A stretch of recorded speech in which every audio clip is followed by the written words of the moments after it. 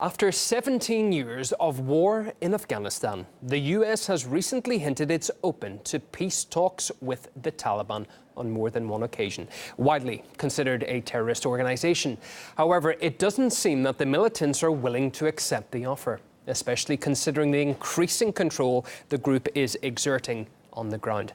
Well, RT was granted rare access to a Taliban militant commander and raised the subject. The Americans never want to cooperate with the Taliban, and the Taliban has never asked the Americans again to cooperate against the Islamic State. The Americans are bombing us while we fight against ISIS. Well, the latest suggestion at direct talks between the Taliban and Washington came from the State Department on Friday. This administration has made clear that it is prepared to engage with and participate in negotiations with both the Taliban and the Afghan government.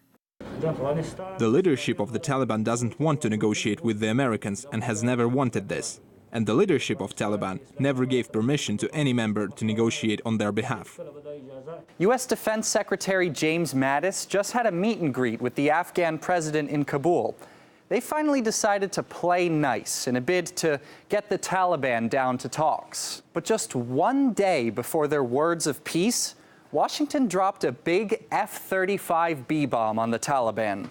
Looks like the peace process is getting off on the right foot, especially when the U.S. has, for years, led up to this moment, promising both talk and terror. I want to reinforce to the Taliban that the only path to peace and political legitimacy for them is through a negotiated settlement. The Taliban cannot win. Their choices are to reconcile, live in irrelevance, or die.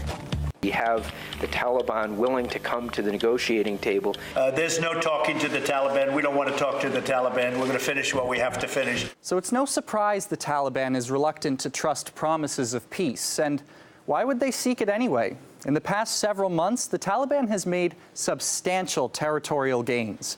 Their spring offensive took coalition forces completely off guard, seizing regions all over Afghanistan.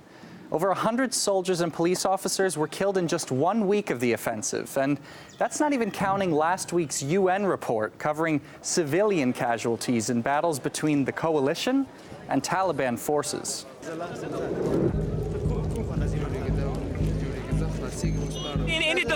With all these resources, you cannot differentiate between gunmen, fighters and civilians? This is not the first time they have targeted civilians several times.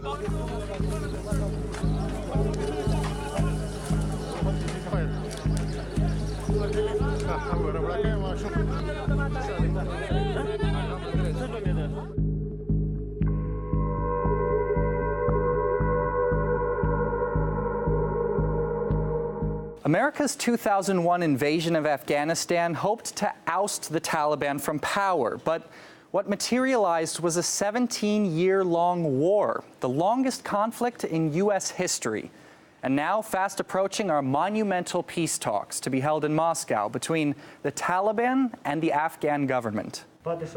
We can confirm that we will attend the Moscow conference. We are waiting for the date and agenda. Then we will decide what can be achieved from the conference. If successful, these talks could mark a step forward in a conflict that currently has no end in sight.